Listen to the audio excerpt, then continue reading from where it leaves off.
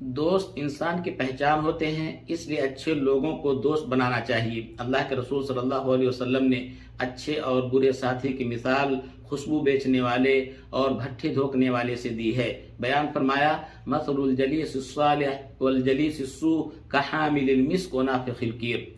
اور اسی طریقے سے عدی بن زید کا یہ شعر بہت ہی معروف اور مشہور ہے، اذا كنت في قوم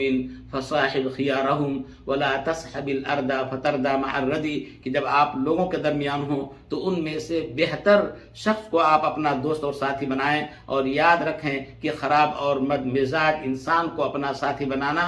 یہ آپ کے خرابی کا باعث اور ذریعہ بنے گی۔ عن المرء لا تسأل وسل عن قرینہ فکل قرین بالمقارن یقتدی، کہ آپ